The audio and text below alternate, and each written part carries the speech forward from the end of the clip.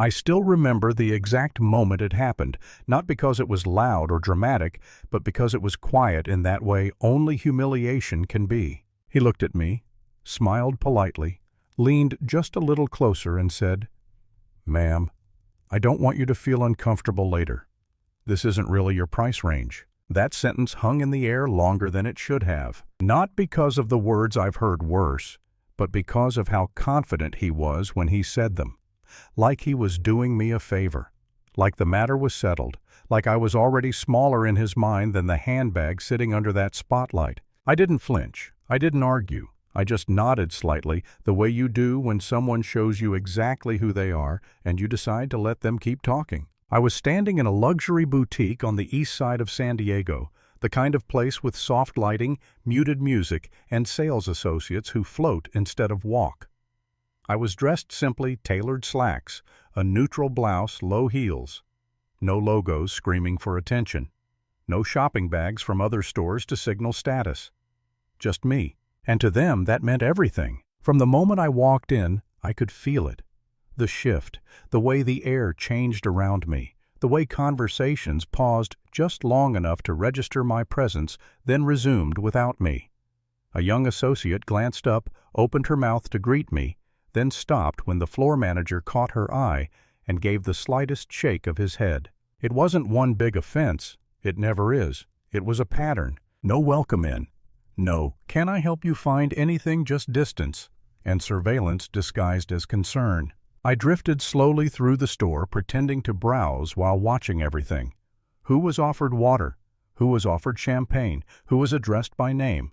Who was allowed to linger and who was managed? An older couple walked in, dressed head to toe in labels, and suddenly the manager was all warmth and charm. His posture changed, his voice softened. He laughed too loudly at their jokes.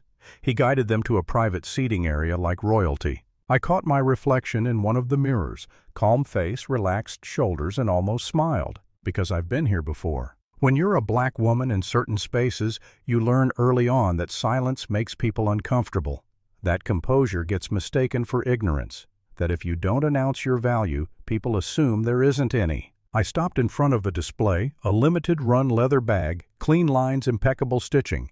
I picked it up carefully, the way someone does when they actually understands craftsmanship. I turned it over, checking the seams, the weight, the balance. My fingers traced the interior pocket where most people never look. That's when I felt him beside me. Too close. "Can I help you with something?" he asked, smiling, but not with his eyes. "Yes," I said easily. "Is this available in the deep wine color? The one that uses hand-dyed hides?" He blinked, just for a second. Then he recovered. "This collection starts at $9,000, he said, emphasizing the number, watching my face like he expected it to crack. "We also have some beautiful alternatives closer to the front of the store." There it was. The assumption dressed up as customer service. "I didn't ask for alternatives," I replied, still calm, still polite. I asked about the wine color. His smile tightened. "Those pieces are reserved for our regular clientele." I tilted my head slightly. "Interesting. Could you explain how someone becomes a regular if they're never allowed to see the product?" The silence between us stretched. I could feel eyes on my back now. Customers pretending not to listen. Associates frozen in place. He chuckled a short dismissive sound. "Ma'am," he said, lowering his voice like he was letting me in on a secret, "I'm trying to save you some embarrassment. This bag costs more than most people's rent." And there it was. Not loud, not angry. Just cruel enough to be confident. Something shifted inside me. Then, not rage, not hurt, clarity. The kind that settles deep and steady. Because here's the truth, I didn't come there to shop. I came there to observe. I had acquired a controlling interest in the brand 3 weeks earlier. Quietly. No press release, no announcement. I'd made a promise to myself a long time ago that if I ever had the power to change things, I wouldn't do it from behind a desk. I wanted to see the truth with my own eyes, and he was giving me more than enough. "I'd still like to see the bag," I said. He sighed dramatically, glanced around the room, then gestured toward the exit. "I think it would be better if you tried somewhere more accessible." A couple near the register snickered.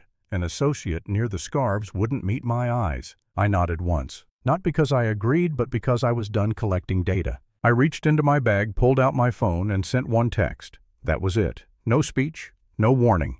He didn't notice. He was too busy enjoying his power. A few minutes later, a woman in a charcoal suit walked in, purposeful, focused, carrying a slim portfolio.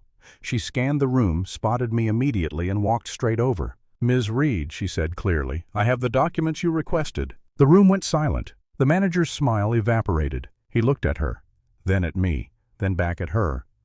"Who is this?" he demanded. She didn't answer him. She handed the folder to me instead. That's when I finally really spoke. "I believe you told me I couldn't afford it," I said softly. "You never asked who I was." His face drained of color. The regional director arrived minutes later. Then legal. Phones buzzed. Associates whispered. The atmosphere collapsed in on itself like a bad performance exposed under real lighting. He tried to explain, tried to backpedal, tried to reframe his words as concern, as protocol, as protection of the brand. I let him talk. When he finished, I said only this: "You treated me exactly how you thought I deserved to be treated, and that's why you can't stay." No yelling, no gloating, just truth. He was escorted out past the same doors he once guarded so carefully. I didn't stay long after that. There was work to be done. Policies to change people, to promote systems, to rebuild. But my part in that moment was finished. As I stepped outside, the late afternoon sun hit the glass just right, reflecting the store back at itself.